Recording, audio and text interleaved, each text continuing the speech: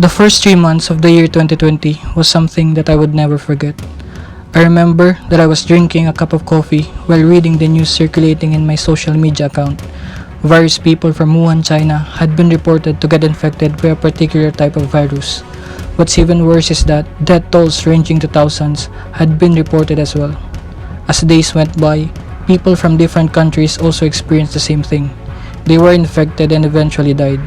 I knew that it was something serious, a global epidemic that would change how people live. Unfortunately, I was right. Sadly, the virus spread in the Philippines, and as teachers, we had no choice but to instruct our students not to go to school for the sake of their safety. For several months, schools were closed. No one knows until when will this end. The safe haven for students' learning became a prohibited place for them because of the pandemic.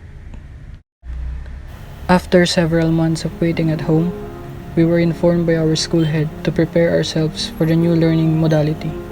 Even with the possibilities of the dangers outside, we became frontliners in the field of education.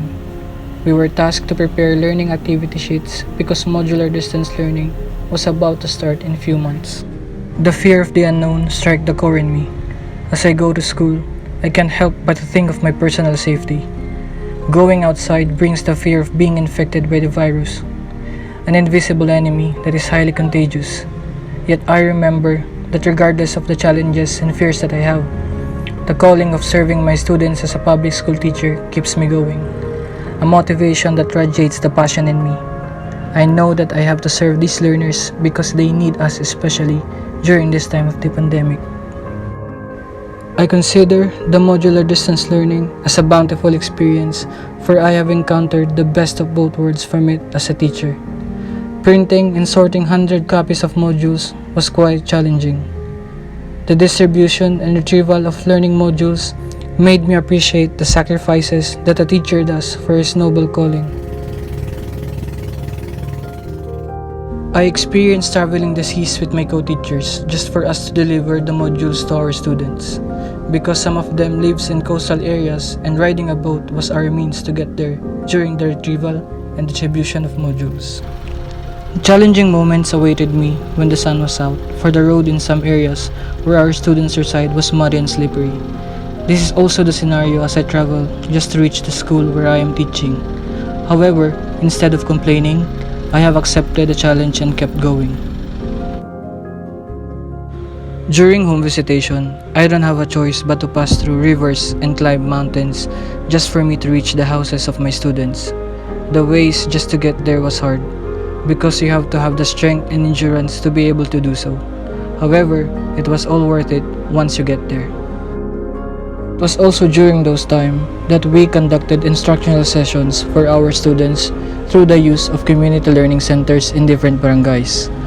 The chapels and barangay halls became our centers for learning, just for us to provide guidance and proper instructions to our students.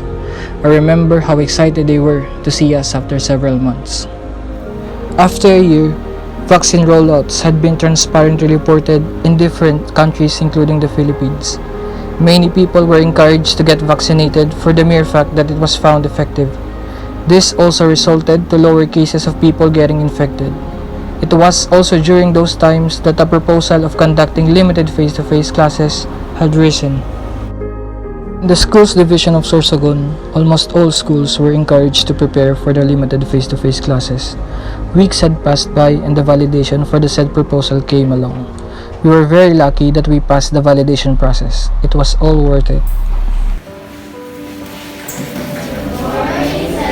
Finally, the long wait is over. Limited face-to-face classes begins. The chairs, tables, and chalkboard will now be used by the students.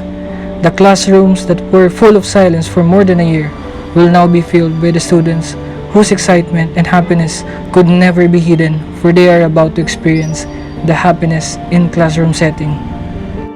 As a teacher, it's an honor to hone young minds and to be the bearer of hope despite the challenges of the world. To teach these learners means a lot, and it requires a burning passion to turn that into reality. And I'm very much honored to be given the opportunity to do so.